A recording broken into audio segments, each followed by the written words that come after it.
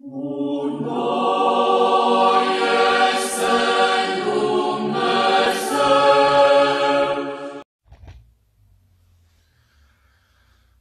à tous, je vous explique pourquoi je me trouve en ligne devant tout le monde. C'est tout simplement parce que nous avons décidé à offrir des cours en ligne concernant le centre Dumitru Stăniloae et d'ouvrir le centre Dumitru Stăniloae pour des étudiants qui sont les nôtres, mais aussi pour d'autres personnes. C'est pour cela că nu parlăm în français aujourd'hui. Deci, dau o mică explicație. Este vorba de un curs al Centrului Dumitru Stăniloae pe care am ales să-l fac în această manieră.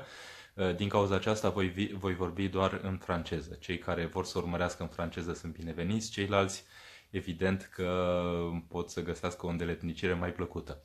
Deci, revin acum în franceză. Donc, il s'agit d'un cours du Centre Dumitru Stăniloae, un cours offert par les moyens de Facebook à tout le monde, y compris les étudiants réguliers du centre de troisième niveau, si on peut dire, licence 3. Aujourd'hui, nous allons évoquer la figure, comme la dernière fois également, la figure de René Friedman, professeur René Friedman, un professeur qui est très connu ici en France pour le fait, tout simplement, qu'il a produit le premier bébé éprouvette, Amandine. Donc c'est quelqu'un qui a montré sa capacité scientifique d'une façon extraordinaire et qui s'interpelle et qui interpelle la relation entre la science et la foi. Pour tout le monde scientifique et pour nous-mêmes parce que nous allons profiter de son interrogation justement pour pouvoir nous offrir à notre tour nos propres interrogations. Donc il y a un sous-chapitre qui s'appelle Science et foi dans son ouvrage qui s'appelle Dieu, la médecine et l'embryon.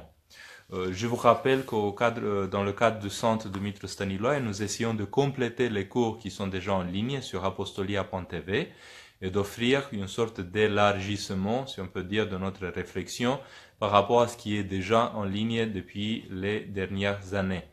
Maintenant, nous faisons l'exercice de pouvoir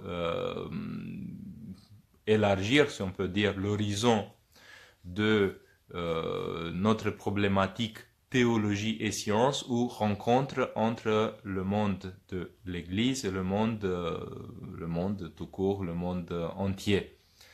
Le professeur René Friedman, il n'est pas quelqu'un de croyant, il ne se légitime pas en tant que croyant, mais tout simplement c'est quelqu'un qui essaye de s'interroger sur des questions, disons, d'ordre philosophique pour lui, mais qui frappe aux portes de la théologie. C'est pour cela qu'on se permet de tirer des conséquences propres, si on peut dire, à partir de ses propres conclusions.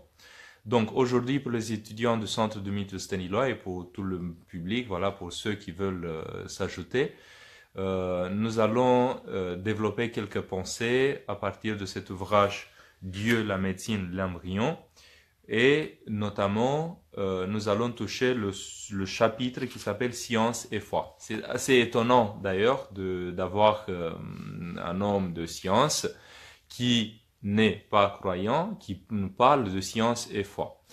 Sachez que en général, quand on se pose cette question, ce genre de questionnement science et foi, il y a une différence qu'on a remarqué dans les dernières années entre théologie et science, science et religion, et aussi science et foi. Donc, René Friedman, il préfère de parler de science et foi. Ça veut dire l'exercice de la science en discussion avec notre capacité d'embrasser le monde à travers le don qui vient de la part de Dieu, qui est notre foi chrétienne. Donc, science et foi, pour nous, veut dire quelque chose de très précis. Par exemple, quelqu'un qui a la foi s'interpelle par rapport aux préoccupations d'ordre scientifique, qu'elles soient professionnelles ou autres. je vais faire une première lecture qui va nous stimuler dans notre pensée. À l'occasion d'un colloque qu'il avait organisé à ce propos, le journal La Croix avait réalisé un sondage. Les réponses sont édifiantes. La plupart des Français ne croient pas que la science puisse tout expliquer. Et une grande majorité d'entre eux estiment que la science ne saurait prouver ni l'existence de Dieu, ni son inexistence. Je répète, la science ne saurait prouver ni l'existence de Dieu, ni son existence. Donc, c'est quelque chose de très important pour nous. Donc, selon le sondage de la Croix, on se rend compte que parmi les Français, au moins les Français, je ne sais pas comment ça se passe chez les Roumains, une grande majorité estime que la science ne peut ni prouver l'existence de Dieu, ni son inexistence. Ça veut dire que la science ne peut pas servir pour faire des démonstrations en ce qui concerne l'existence de Dieu. Pour nous, c'est très intéressant. Parce qu'on attend beaucoup dans le monde, par exemple, orthodoxe, de la science. On attend des preuves qui nous mènent vers le chemin de la foi. Or, la foi, c'est autre chose. Si vous regardez, par exemple, Pierre marchant sur les vagues de la mer, mais écoutez, il n'a pas fait un cours de natation envers le Seigneur, mais il a marché d'une façon qui n'est pas naturelle, mais surnaturelle, avec l'aide de Dieu. De la même façon, on peut dire que celui qui veut vivre la foi est déterminé, si on peut dire, et mené.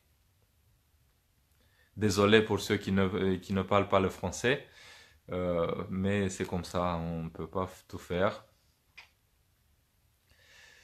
Donc, celui qui vit la vie chrétienne ne vit pas uniquement une vie naturelle, strictement naturelle.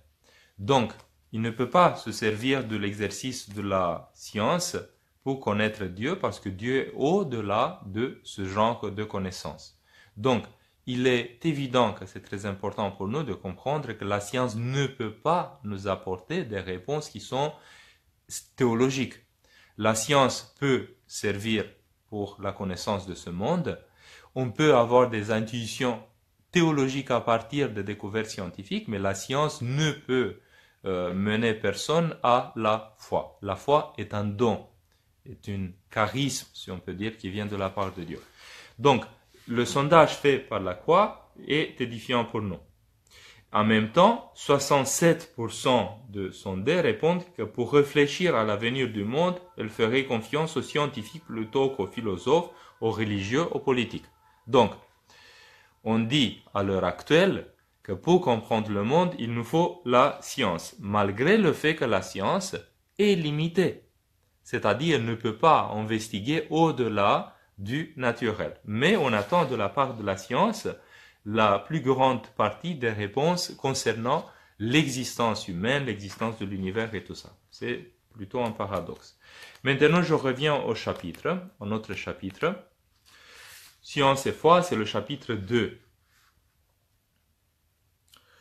René Friedman écrit de la façon suivante. Entre choses et personnes humaines, au carrefour de la médecine, de la morale et de la religion, l'être de l'embryon ne peut s'appréhender qu'à la lumière de l'histoire et de la relation longue et souvent conflictuelle qui unit la science et la foi au cours des âges. C'est une hypothèse de travail. L'idée d'une science antithéiste, immorale, sapant les bases de la croyance est ancienne.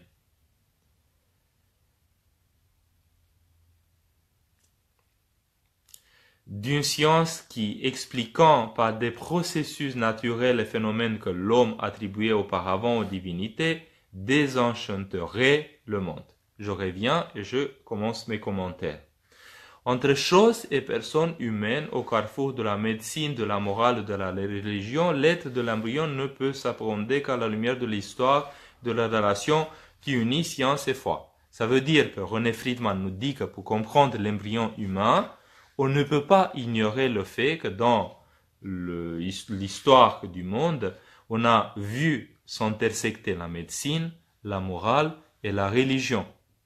Donc, il n'y a pas d'exclusion de la religion dans ce genre de compréhension concernant l'être humain. Vous vous souvenez de Erwin Schrödinger qui disait que le but de la science n'est pas uniquement d'offrir des petites parcelles de vérité dans des disciplines différentes, mais le puzzle entier qui est composé par toutes les connaissances qui proviennent de toutes les parties, disons, les disciplines scientifiques. Donc, en fin de compte, ce qui compte véritablement pour la science, c'est d'éclairer en quelque sorte qui nous sommes, les êtres humains. Ça, c'est la vision scientifique ou philosophico-scientifique de Erwin Schrödinger. Donc, Erwin Schrödinger ne se contente pas, je réponds à une question, les cours, vous les trouvez, tous les cours sur apostolia.tv, que ça soit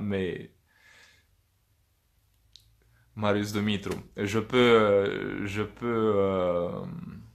peux lire aussi en roumain et répondre en français, il n'y a pas de souci. Donc, je me laisse pas voler au niveau de la concentration, mais je réponds au fur et à mesure. Donc, sur apostolia.tv, vous trouvez tous les cours, bien sûr les cours en français, de tous les professeurs du Centre Dumitru Stăniloae. Je ferme la parenthèse, je reviens. Donc,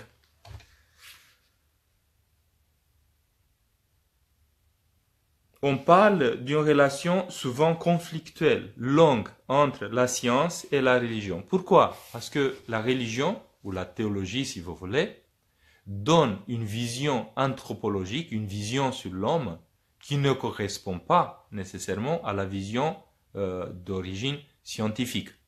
Donc, la science, nous connaissons la science moderne, qui s'investit avec une telle force dans l'espace public qu'on a l'impression comme quoi la religion est finie, elle est sortie dehors. Et à l'heure actuelle, avec la science postmoderne, de nouveau, le dialogue commence entre la science et la théologie, mais sur de nouvelles bases. Et sur de nouvelles bases dans le sens où on fait de nouveau place à la science. Et ça s'appelle, chez certains philosophes de la science,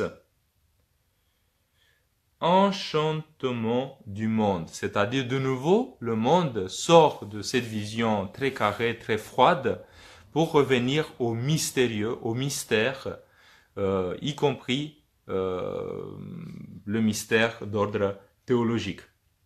Donc, bref, ce qui me concerne, c'est que parler de l'embryon, parce que vous savez, René Friedman est quelqu'un qui travaille dans cette discipline scientifique qui s'occupe avec des êtres humains, des embryons.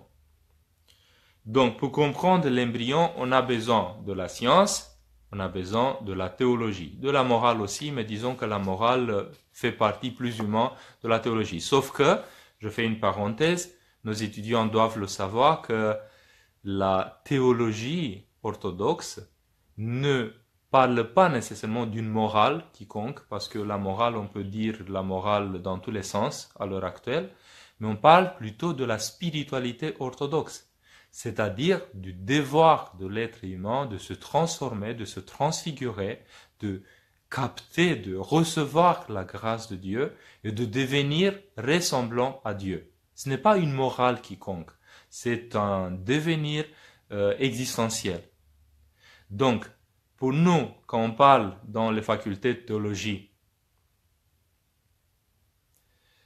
quand on parle dans les facultés de théologie de la morale orthodoxe, c'est un mot, c'est une terminologie, si vous voulez, qui vient du monde plutôt du dehors de l'Église, mais en réalité, dans la vie théologique, on ne devait pas nécessairement parler de la morale, on devait parler de la spiritualité orthodoxe, du devenir existentiel de l'être humain, qui s'exprime aussi à travers une éthique ou une morale. On parle aussi, je ferme cette parenthèse-là, j'ouvre une autre, on parle de la bioéthique, l'éthique du monde vivant, par exemple.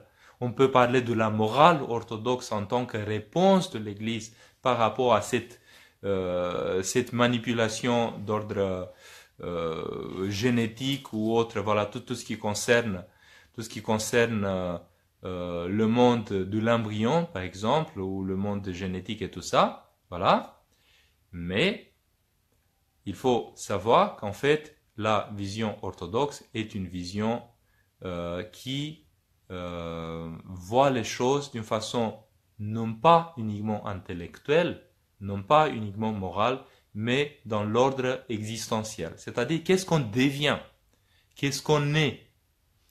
Je reviens maintenant, en fermant la parenthèse, aux paroles, aux propos de René Friedman.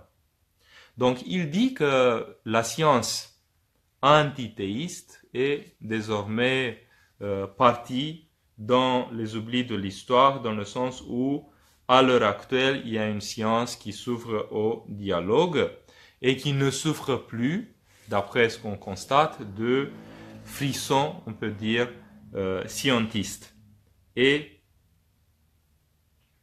athéistes d'une certaine façon. Après, à l'heure actuelle, il y a pas mal de scientifiques qui n'ont pas nécessairement une culture théologique, qui sont plus ou moins ouverts, mais sans vouloir à tout prix prendre en considération l'existence d'une révélation chrétienne. D'une part, et de l'autre côté, il y a des scientifiques croyants. Donc, en investiguant l'histoire de la relation entre la science et la religion, on parle maintenant du christianisme, René Friedman parle par exemple de l'anathème au dialogue, l'Église chrétienne. Bon, l'anathème, si vous voulez, fait appel à l'affaire, ce qu'on appelle l'affaire Galilée. Regardez sa façon de poser la question. Merci à tous ceux qui suivent. L'affaire Galilée, comme le débat sur la contraception, ont vu l'affrontement violent de la science et de l'Église. Une Église dominatrice que ses contempteurs jugeaient évidemment obscurantiste et moralisatrice. Bon, il faut le savoir que ça se passe plutôt en Occident qu'en Orient.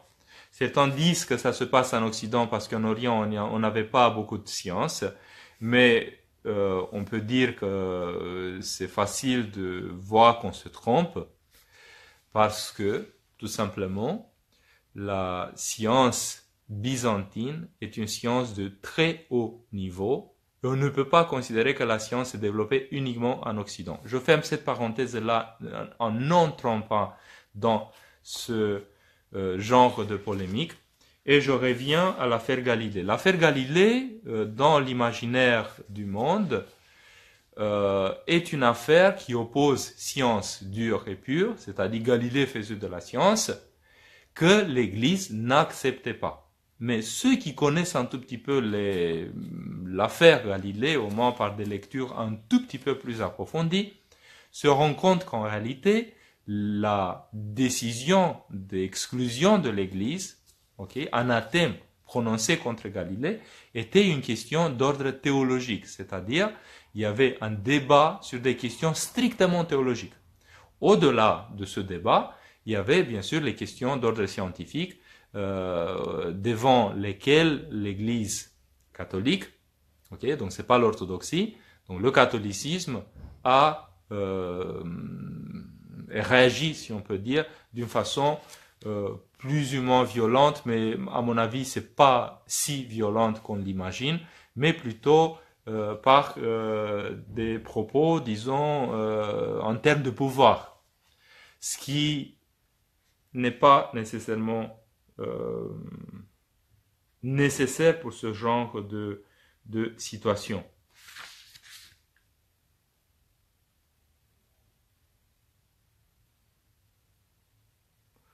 On peut imaginer, oui, les commentaires en français sont de temps en temps, quand les étudiants, ceux qui maîtrisent un tout petit peu le français peuvent agir. Mais de toute façon, je réponds aux questions au fur et à mesure, ou à la fin. Est-ce que l'Église peut se prononcer sur une question d'ordre scientifique? C'est la question qu'on se pose à l'heure actuelle. Parce que si c'est scientifique, c'est que la science qui peut dire. Donc, est-ce que la théologie peut défendre quelque chose. Merci pour ce commentaire. Donc, est-ce que l'Église peut se situer contre ou pour des questions d'ordre scientifique, exclusivement d'ordre scientifique? Mais l'Église, en fait, peut manifester sa vision sur les choses qui n'entre pas nécessairement dans une vision scientifique ou anti-scientifique. Je vous donne un exemple. Par exemple, Saint Basile le Grand, à son époque, disait « Notre révélation chrétienne nous parle d'un monde qui a un commencement, un début. » Les scientifiques de son époque, ils étaient unanimes à considérer que le monde était éternel depuis moins infinite jusqu'à plus infinite. Donc il n'y avait pas de commencement. Avec le Big Bang contemporain, on commence à penser que l'univers a quand même un point de départ, mais à son époque, Saint Basile le Grand met en parallèle les connaissances scientifiques avec les connaissances théologiques. On dit les connaissances théologiques nous permettent de dire qu'il y a un commencement du monde, et les connaissances scientifiques nous disent, selon la science de son époque, que l'univers est éternel. Donc vous voyez, on les met en parallèle. Est-ce qu'on défend une position scientifique ou anti-scientifique? On ne défend rien, on donne le témoignage d'une vision des choses qui peut être mise en parallèle avec une vision scientifique. C'est la même chose pour l'embryon. Est-ce que l'Église défend la sacralité de l'embryon comme question d'ordre scientifique? Mais non.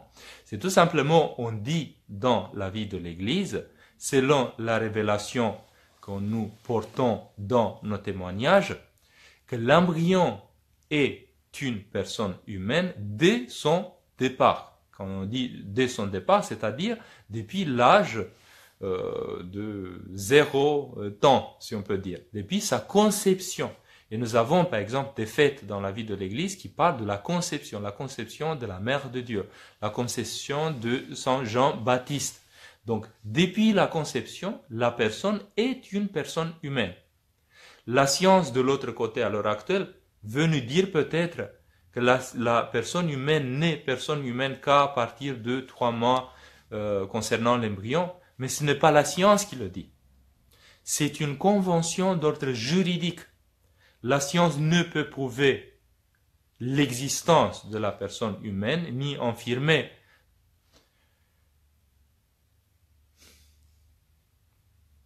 La science reconnaît que la Bible est exacte. Je ne sais pas, non, pas nécessairement. Ce n'est pas tous les propos de la Bible qui sont reconnus comme exacts par la science, et que l'existence de l'œuvre de Tout-Puissant. Oui, c'est assez bien, voilà, je réponds. Donc non, la science a une vision scientifique, donne une vision scientifique. La vision scientifique ne doit pas nécessairement être identique avec la vision de la révélation, parce que quand Dieu révèle quelque chose, c'est tout simplement parce qu'il sait que l'être humain ne peut pas arriver aux mêmes conclusions par lui-même, qu'il a besoin de l'aide d'un autre pour qu'il puisse comprendre quelque chose qui est au-delà de ses possibilités naturelles. C'est pour cela que la révélation existe. Okay? Donc, en ce qui concerne la Bible, qui est toute une excursion sur quelques milliers d'années de compréhension humaine soutenue par la révélation, mais ce n'est pas tout dans la Bible qui est complètement inspiré dans le sens où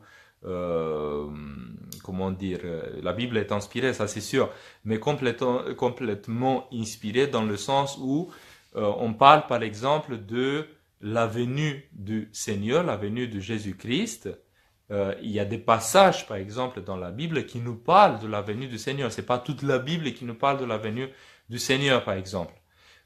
Donc pour les autres, on a des intuitions d'ordre religieux, des intuitions profondes, mais qui ne sont pas des dogmes. Dans ce sens-là, je dis, toute la Bible est inspirée, mais la Bible ne peut pas être vérifiée par la science, parce que la science ne peut pas prouver ou nier une vision qui dépasse les possibilités de démonstration, on peut dire, fournies par la science. Je ferme toutes les parenthèses, je reviens maintenant à notre texte. Donc, l'affaire Galilée, pour nous, dans notre conscience, est une affaire de conflit. C'est-à-dire, dans l'imaginaire collectif, surtout en Occident, on pense que l'Église, et soyons attentifs, c'était le catholicisme, pas l'Église tout court, qui pour nous est l'Église une sainte catholique et apostolique, orthodoxie. Okay? Donc, le conflit, finalement, est une question très interprétable, si on peut dire. C'est-à-dire, ce n'est pas l'Église qui a rejeté Galilée, mais on peut dire qu'en Occident, le magistère catholique a mis Galilée en exclusion par rapport au sacrement, par exemple, parce que lui, il soutenait des thèses d'ordre théologique qui n'étaient pas soutenables d'un point de vue théologique. Mais ça, c'est une autre chose. Mais dans l'imaginaire collectif, Galilée, c'est quelqu'un qui a souffert pour la science. Il faisait de la science et l'Église n'a pas pu recevoir sa vision révolutionnaire du monde qui entrait en conflit avec une vision que l'Église, de toute façon, utilisait aussi en portée du monde scientifique. Donc, la question du conflit peut se résoudre. Vous vous souvenez que Galilée disait qu'en fait, il y a deux livres, si on peut dire. C'est le livre de la nature et le livre saint, ou les saintes écritures. Il dit, c'est le même auteur. On ne peut pas avoir de contradictions entre deux ouvrages écrits par le même auteur.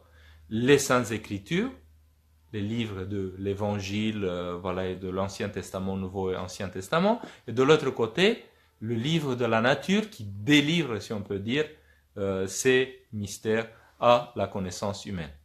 Oui, c'est le même auteur, mais personne ne garantit que l'interprétation scientifique des choses telles qu'on peut avoir à une certaine époque doit nécessairement correspondre aux révélations profondes que le Seigneur fait au genre humain, ce qui est au-delà, disons, des connaissances discursives spécifiques à la science. Donc, je ne fais pas tout le parcours avec René Friedman de l'histoire, mais on parle souvent, le plus souvent on parle du conflit. On parle de Giordano Bruno, brûlé en 1600 à Rome, sur l'autel de géocentrisme. Une autre affaire qui tourne autour de quoi?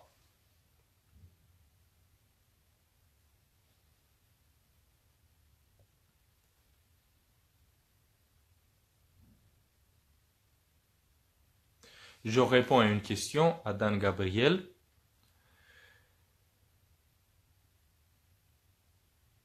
Ou on peut avoir une investigation d'ordre théologique de la science. C'est-à-dire la science touche nos vies. Tout ce qui touche nos vies est une interpellation d'ordre théologique. La plupart des gens qui croient ou qui ne croient pas, et tout ça, que la science peut aider, ou ils croient que la science est quelque chose de laïque, c'est-à-dire que la science n'a rien à voir avec la théologie, je réponds maintenant, la science est neutre, selon sa définition moderne. C'est-à-dire la science ne peut prouver ni l'existence de Dieu, ni l'existence de Dieu, tout simplement parce que selon la méthodologie scientifique, Dieu ne peut pas constituer l'objet d'une science. C'est-à-dire, si vous avez un seul athée qui considère que Dieu n'existe pas, Dieu ne peut pas être l'objet de la science. On ne peut pas étudier Dieu, étant donné qu'il y a une seule personne dans le monde, au moins, qui peut dire cet objet de connaissance n'existe pas. D'un coup. Deuxièmement, la science n'a pas les moyens, les outils nécessaires pour étudier Dieu. Parce qu'on ne peut pas étudier l'incréé avec les moyens du créé. On ne peut pas toucher ce qui est au-delà à travers les instruments de mesure qui sont là. Par contre, on peut frapper aux portes de la transcendance à travers les moyens d'ordre créé. C'est-à-dire de se rendre compte que derrière cette réalité se cache quelque chose de plus profond. Je continue. Donc, Galilée, conflit, Giordano Bruno, géocentrisme, héliocentrisme, le débat toujours par rapport à la représentation du monde que l'Église reçoit ou pas. Donc finalement, les conflits se trouvent autour de notre façon de comprendre le monde et de dire, théologiquement parlant, c'est cette vision et pas une autre vision qu'il faut embrasser. On a vu au cours du temps des façons différentes d'embrasser ce que la science offrait en tant que vision sur le monde par les moyens théologiques. Mais le conflit n'est pas direct entre théologie et science. Le conflit, c'est entre des personnes qui considèrent que certaines représentations du monde sont ou une certaine représentation du monde doit être assumée par rapport à d'autres qui ne sont pas valables. Et on investit cette représentation du monde avec un pouvoir d'ordre théologique. D'où le conflit apparent entre théologie et science. Il y a une lettre très importante, très intéressante. Lettre à Christine de Suède, modèle d'exégèse moderne, écrit par Galilée. Les Écritures peuvent s'adapter aux possibilités de compréhension de plus grand nombre, disent des choses qui diffèrent de beaucoup de la vérité absolue, dans leur expression dans le sens nu de terme. Les effets naturels et l'expérience de sens, ainsi que les démonstrations nécessaires que nous en concluons, ne doivent d'aucune manière être révoqués en doute, ni a fortiori condamnés au nom de passage de l'Écriture, quand bien même le sens littéral semblerait le contredire, car les paroles de l'Écriture ne sont pas astreintes à des obligations aussi sévères que les effets de la nature, et Dieu ne se révèle pas moins excellemment dans les effets de la nature que dans les Écritures sacrées. Donc vous voyez, Galilée, il dit que les effets de la nature et les Écritures sacrées donnent en même ordre, si on peut dire, de révélation. Si vous partez avec ces propos vers Saint Grégoire Palamas, il va vous dire qu'en fait, la révélation divine est à un autre niveau par rapport à la révélation naturelle. Donc, Galilée reconnaît l'autorité de l'Église dans l'interprétation de l'Écriture. En même temps, il entend la prévenir contre un risque. Celui de s'enféoder à des conceptions qui pourraient être démenties par la science, et ce faisant de discréditer la révélation. Donc, vous écoutez bien. Donc, Galilée, pour défendre la théologie, il dit, on ne va pas absolutiser certaines représentations du monde, et s'il y a contradiction entre science et théologie, quand la science peut prouver certaines choses, il faut que la théologie n'absolutise pas ces représentations pour ne pas se trouver devant une science qui va lui prouver le contraire. Et d'être de cette façon à côté de la vérité, si on peut dire. Sauf que le principe exégétique de Galilée devient un peu compliqué dans le sens où il veut réinterpréter les Écritures selon les possibilités données par la science. C'est-à-dire, si la science vous découvre autre chose que l'Écriture, il faut écouter dernièrement la science qui peut dire des choses plus vraies que l'Écriture. Donc, vous voyez un principe exégétique qui pose problème.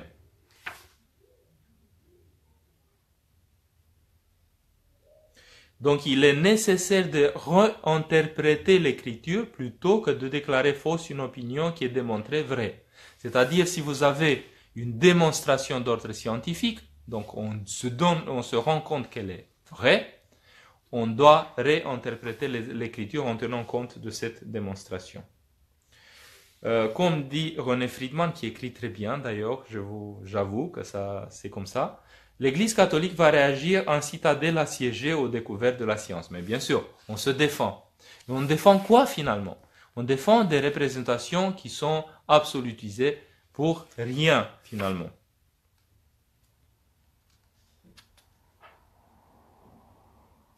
Et donc, il y a des scientifiques qui vont fuir un pays protestant. Le protestantisme toujours a été très libéral. Donc, Newton, Leibniz, Halley, Huygens, Darwin, soit ils pratiquent l'autocensure, soit ils partent.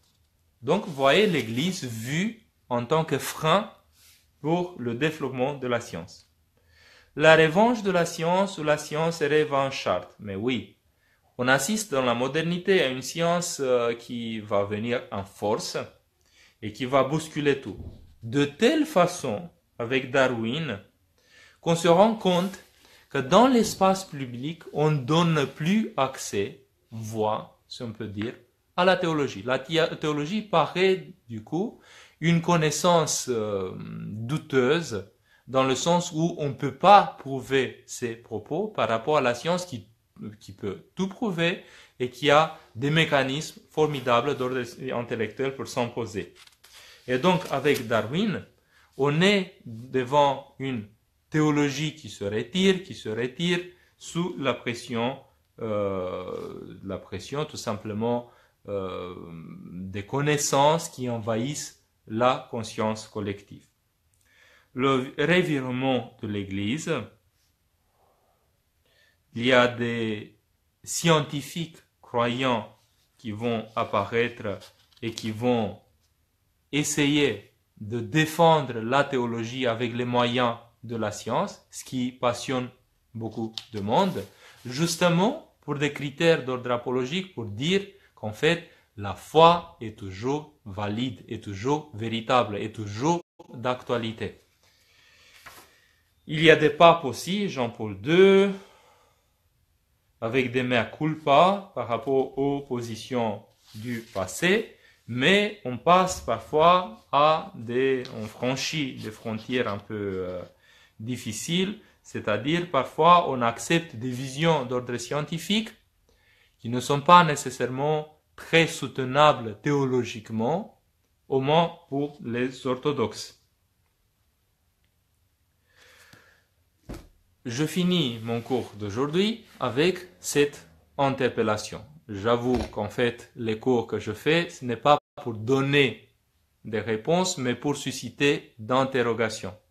Qu'est-ce qu'on fait à l'école du professeur René Friedman, Dieu, la médecine, l'embryon, chapitre 2, science et foi? Qu'est-ce qu'on fait avec notre foi devant la science et devant les découvertes de la science? Étant donné que nous avons un parcours historique difficile, que les gens qui ne connaissent pas trop de choses dans la science ou dans la théologie perçoivent la relation entre théologie et la science d'une façon un peu conflictuelle. Il leur semble que la théologie ou que le monde des religions, malgré le fait qu'il existe toujours et qu'il essaye de mettre sa parole en valeur, est un monde qui n'est pas compatible avec les acquis de la science et que si on est scientifique, on est dans une position de force, de connaissance, de savoir scientifique puissant par rapport à tout ce qui nous entoure. Qu'est-ce qu'on pense, nous, les orthodoxes? Et d'ici commence notre problématique. Parce que le cours, c'est de susciter aussi notre propre réflexion. Mais en fait, nous, on se rencontre à l'école de Saint-Grégoire Palamas, qu'il y a une connaissance naturelle, par les dons naturels de l'être humain, mais il y a aussi une connaissance, une autre connaissance qu'on appelle théologique, soutenue par l'agissement de la grâce de Dieu en nous. Et que cette connaissance théologique n'est pas de l'ordre de la science. Donc les mettre en parallèle et vouloir à tout prix voir si ça marche l'un avec l'autre, est faux, parce que l'ordre n'est pas pareil. La connaissance selon l'esprit, si vous lisez les Écritures, si vous lisez les Actes des Apôtres, vous vous rendez compte que l'esprit découvrait en ceux qui étaient croyants les mystères de Dieu. Il faisait des miracles, il prêchait, il donnait envie à suivre le Seigneur. Ça, c'est l'œuvre de l'Esprit Saint. Donc la révolution absolue dans l'histoire de l'humanité est cette découverte de la part de Dieu à travers l'Esprit Saint, la connaissance selon l'Esprit Saint. Qu'est-ce que la science peut corriger à cela? De l'autre côté, la science est une entreprise humaine qui marche bien parce que Dieu a mis en nous une intelligence, des moyens pour pouvoir observer ce monde. Et donc, cette connaissance scientifique existe, elle est puissante, mais ça ne concerne que l'ordre créé. Donc, entre l'ordre de l'homme créé et l'ordre du créé, c'est ce qu'on appelle le dialogue entre science et foi, science et théologie. Des professeurs athées, comme René Friedman, nous interpellent en nous disant « Regardez l'histoire, on ne peut pas prendre en considération l'embryon si on ignore en fait tout un parcours fait ensemble entre la religion et la science. » Et nous, en tant qu'orthodoxes, nous sommes bien d'accord que ça nous interpelle et il faut donner nos propres réponses. Et c'est ça que nous faisons, nous essayons de susciter chez les étudiants du centre Dumitru Stăniloae, de se poser des questions. Comment la vie théologique peut répondre d'une façon, dans la mesure du possible, même prophétique, à des questions qui sont vitales pour nous. Marius Dumitru, vous êtes sympa. Je vous réponds toujours en français parce que je me rends compte que vous comprenez. Il faut soutenir l'orthodoxie en France. Les Français ont un exercice très profond intellectuel, donc on peut se nourrir d'ici. Mais il faut qu'on apporte aussi notre expérience d'ordre théologique ici en France. C'est pour cela qu'on doit arriver à se sentir bien dans la langue française, malgré toutes les fautes, toutes les difficultés et tout ça, de vouloir s'exprimer et de vouloir partager la passion d'ordre théologique aux autres. Je m'arrête là. Merci pour tous vos commentaires, pour tous ceux je remercie tous ceux qui ont suivi notre cours, qu'on a ouvert, si vous voulez, aussi pour ceux qui ne sont pas encore, peut-être, étudiants au centre Dumitru Stăniloae, et je vous donne rendez-vous le mois prochain pour la suite de mon cours Sciences et Théologie, licence 3. C'était le 3e cours. On va se préparer pour le 4e. Merci à tous, que Dieu nous bénisse.